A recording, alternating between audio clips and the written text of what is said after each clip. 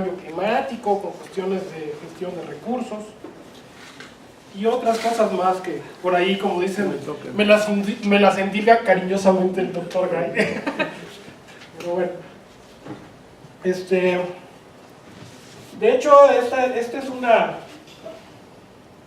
Le voy a presentar avances ahorita, ¿no? de un proyecto que empezó a gestarse pues, hace relativamente poco. Y ahí está, ya estuvo. Y bueno, pues sin más, arranco. ¿Y aquí dónde? Ah, ya, estaba al revés.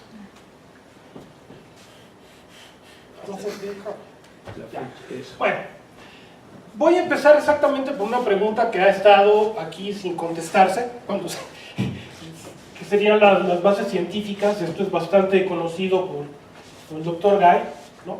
Y es básicamente que hay toda una serie ya de escenarios construidos desde hace por lo menos 10 años, donde se ha ido viendo cuáles van a ser los efectos de los cambios de temperatura en términos de impacto, ¿sí? Entonces, bueno, ¿qué implica que haya en este momento un aumento de cerca de 1 grado? Que aproximadamente 1/4 de algunas especies van a desaparecer, que van a haber modificaciones geográficas de ciertos ecosistemas. Pero pues el dato interesante es que el potencial agrícola global, me refiero al potencial agrícola de lugares templados, que en este caso podríamos mencionar a Canadá, pues van a aumentar. También está sobre la mesa en términos de conviene o no el cambio climático, a quién le conviene y a quién no le conviene, ¿no? Entonces, bueno, no me voy a clavar, pero básicamente se han construido escenarios hasta 6 grados, ¿no?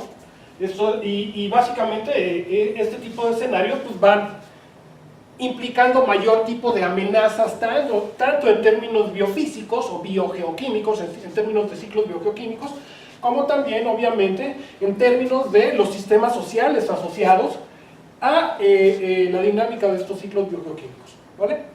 Bueno, entonces no voy a entrar a detalles, pero miren, aquí este es uno de los puntos importantes. Resulta que el mes pasado ya habíamos sobrepasado las 400 partes por millón, ¿sí? En términos de concentración de dióxido de carbono equivalente. Y lo interesante de esta gráfica es que esto más o menos representa 1,5 grados, a pesar de que el Acuerdo de París lo que implica es que nosotros no alcancemos a producir casi 450 partes por millón, ¿sí? O no llegar a los 2 grados centígrados. Entonces, nomás para que vayamos, como dicen por ahí, queriendo brincar como ranas, pues aquí ya nos estamos calentando en la sopita. Ese es el dato importante, porque además, si se dan cuenta, las tendencias en términos de por lo menos hace 50 años, pues son tendencias a la alza en términos de concentración de gases de efecto invernadero, ¿no? Eso es lo que tratan de ejemplificar cada una de estas gráficas, ¿no? Tienes el ciclo anual del carbono, que oscila anualmente, pero tienes la línea azul, que lo que implica son las emisiones vinculadas sobre todo a consumo de energía y obviamente a todo lo que implica en este momento el sistema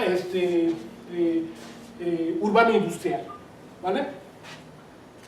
Rapidito, lo bonito de la gráfica anterior es que tiene casi una relación pegadita a la de temperatura, o sea, es ahí donde hay un consenso importante de cerca del 97% de grupos científicos, donde evidentemente pues estamos contribuyendo al término del antropoceno, es decir, las emisiones son humanas, ¿no?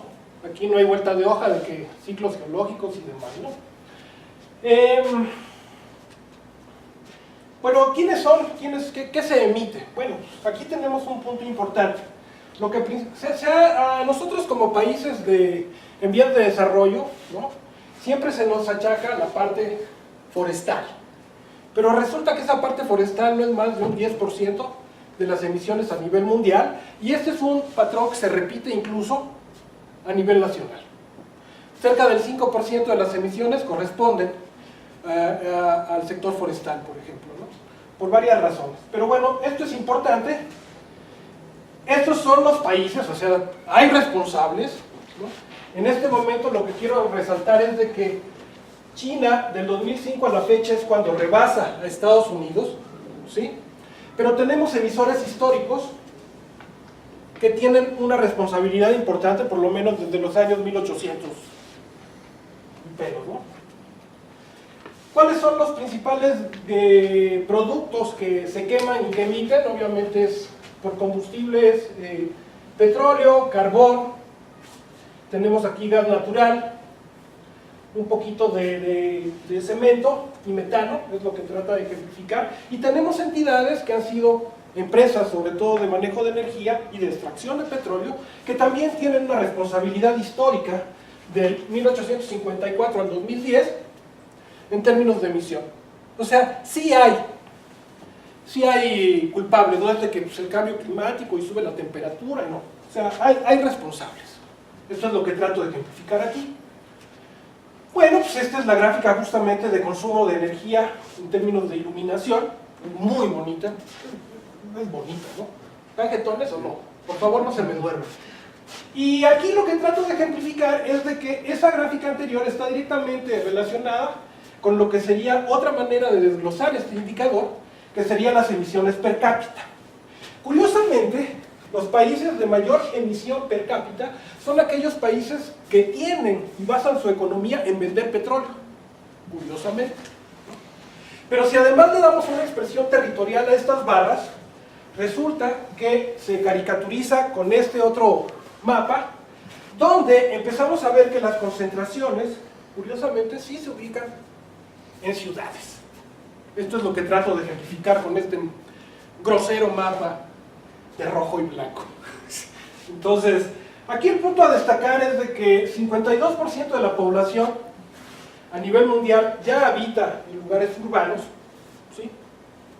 Son responsables más o menos de un consumo de aproximadamente de entre el 67 y el 76%, ¿sí? Se espera que obviamente la tasa en el siglo XXI siga siendo urbana, o sea, haya más población urbana, y curiosamente, obviamente esto se relaciona con emisiones directas e indirectas de gases de efecto invernadero, cerca del 75%. El dato curioso aquí es que apenas el AR5, estamos hablando del 2014, hace escasos 3 años, es cuando ya le dedican un capítulo específico al tema de ciudades y cambio climático. Si ahora nosotros nos vamos a nuestro país, pues en 1950, según datos de INEGI, el 43% de la población habitaba en ciudades. Sin embargo, según el censo del 2010, pues ya estamos viendo que esta cifra aumenta considerablemente a casi un 80% de habitantes urbanos. Entonces, dense cuenta lo que va a implicar y lo que está implicando ya el aspecto vinculado con la urbanización acelerada, tanto del planeta como del país. Bueno, esta es una caricatura ya de lo que fue la evolución de la Ciudad de México en el siglo XX, ¿no? Donde hay una, obviamente, relación entre la expansión de territorio, que son los puntos grises que ejemplifico en este mapa. La línea es el contorno político o la delimitación político-administrativa de lo que sería el Distrito Federal, ahora Ciudad de México. Y aquí hemos visto lo que serían las tasas de crecimiento poblacional, donde pues, estamos en un rango de 21 o 22 millones. Pero el punto importante es que mientras a partir de los temblores la población del Distrito Federal ha tendido a estabilizarse, más o menos entre 8 y 9 millones, en el Estado de México y zonas circundantes sigue habiendo un crecimiento importante de población. ¿Sí? Bueno, nuestra Ciudad de México. Mi ciudad es Chinampa en un lago escondido. O sea, lo que voy tiene básicamente una caracterización de 2 climas. Estos son los datos de un trabajo también patrocinado por el PINC, con esos colaboradores, y básicamente se tiene un clima templado subhúmedo, que es en la parte poniente surponiente, y tienes otro clima considerado seco estepario, que sería en la parte nororiente, grosso modo, ¿vale? También esto se modifica en términos de temperatura y precipitación con niveles altitudinales. El eje neovolcánico, que está ubicado Sierra de las Cruces, Sierra Nevada, Sierra del Chichinautzin, son los lugares más altos en términos de la cuenca endorreica, en este caso, del Valle de México.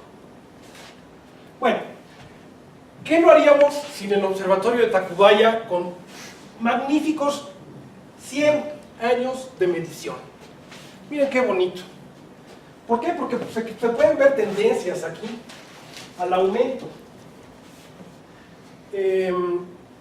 tanto en temperaturas mínimas como en temperaturas máximas, ¿sí? Esto también del mismo trabajo, lo que muestra es que estos datos lo que permiten es empezar a ver número de ondas de calor por década, ¿no? Y esa es la gráfica donde hay una tendencia al aumento. También precipitaciones intensas, ¿no? Y aquí sí te tomo otro trabajo también patrocinado en este caso por el Programa de Investigación en Cambio Climática y el Centro Virtual de Cambio Climático de la Ciudad de México, donde vía minería de datos se ve una diferencia en términos de precipitación hacia el surponiente de la ciudad. ¿Sí? Básicamente es lo que me interesa destacar. ¿Por qué? Porque esto lo que implica es variabilidad, ¿no? Territorial. Bueno, hablando de cambio climático, estos son los escenarios, ¿sí?, que se esperan para la ciudad, tomando como año de inicio más o menos después del 2020, y las tendencias de temperatura van en aumento. El dato de precipitación es más incierto, ¿no? Aquí se ve que así como hay ciertos aumentos, también hay descensos en la temperatura, pero hay mucha incertidumbre en estos datos. En términos de vulnerabilidad por delegaciones, el nivel educativo de la Ciudad de México, ¿sí?, hace que tengamos una vulnerabilidad en términos de indicadores de cambio climático media, ¿vale? Y si lo vemos por sectores, bueno, el color rojo implica un grado de vulnerabilidad alto. Esto es tomado de la tesis del doctor Monterroso, ¿sí? Y el amarillo medio y el verde bajo, ¿no? No voy a profundizar aquí porque es un poco el contexto en el que yo he estado sacando mis antecedentes. Bueno, tomando en cuenta lo de la expectativa del agua a futuro, con estos escenarios que les acabo de mostrar, bueno, en este momento el acuífero local puede abastecer, no puede abastecer mayores volúmenes porque se tiene cerca de 10 metros cúbicos por segundo ya de sobreexplotación. El abasto por parte del ramal del Lerma, progresivamente, porque ya está sucediendo, va a atender al Valle de Toluca. Todo lo que tiene que ver con el caudal del Cutzamala se está dirigiendo ya, en este momento, hacia la zona conurbada, pero relacionada con los municipios ¿cómo se llama?, del Estado de México. Aquí ya se me corrió la gráfica, esto iba aquí. Y las obras de Temascaltepec no pueden ser concluidas porque hay una sólida oposición de los dueños de las tierras. Pues obviamente esto lo que implica es de que, redundando en el dato de agua como uno de los indicadores de vulnerabilidad al cambio climático, el 59% del consumo en la Ciudad de México se obtiene de pozos y manantiales que se recargan, en este caso, en el suelo de conservación, que es el 59% de toda la extensión territorial de la ciudad. Entonces no es trivial este territorio, pero tampoco es trivial los territorios relacionados con la Sierra Nevada, volcanes Popo e Ixta, y tampoco la sierra, todo lo que tiene que ver con el bosque de agua en la Sierra de las Cruces y el área natural Bosque Otomí. Entonces, bueno, dense cuenta lo que implica entonces las tendencias que nosotros estamos registrando de 80%, cerca del 80% ubicadas en zonas urbanas. Bueno, el objetivo general de este proyecto que está arrancando es analizar la dinámica de cambio de uso de suelo en la periferia urbana de la Ciudad de México utilizando técnicas de percepción remota. Y después, el dato que vamos a obtener aquí, que es de superficie, ¿sí?, lo vamos a utilizar para generar escenarios de emisiones por usos de suelo y por cambio de uso de suelo. Otro de los detalles que se van a obtener en términos de indicador es que se va a construir obviamente un dato de temperatura. Esto es nuevo. Esto lo vi hace 2 meses y se lo platicé al doctor y le gustó. O hasta ahora no me ha dicho que no. Pero bueno, junto con el indicador de extensión superficial o de cambio en términos de superficie, se van a tener 2 indicadores de cambio climático, uno vinculado con emisión de dióxido de carbono y el otro con usos de suelo relacionados con temperatura. ¿Sí? Para esto se tienen, bueno, ahorita les platico. Este sería un diagrama metodológico. Hay mucha chamba en términos de preprocesamiento de imágenes satelitales, ¿sí? Que es lo que he estado haciendo hasta ahora. También ya se tienen definidos los criterios de categorías de uso del suelo, y ahorita les vamos a platicar un poco, bueno, les voy a platicar un poco más de esto. Metodologías. Básicamente lo que se está utilizando es paquetes de cómputo, que ya está muy utilizado este tipo de metodología. Básicamente para hacer clasificaciones supervisadas con algoritmos de máxima verosimilitud. Básicamente lo que hace esto es álgebra matricial, ¿sí? Grandes matrices, ¿sí? Para ver en diversos tiempos, diversos años, cómo se van a construir y cómo se van a comparar, ¿no? Esto también tiene una parte metodológica fuerte en todo lo que ha sido la metodología del IPCC para ver los aspectos vinculados con cambio de uso de suelo.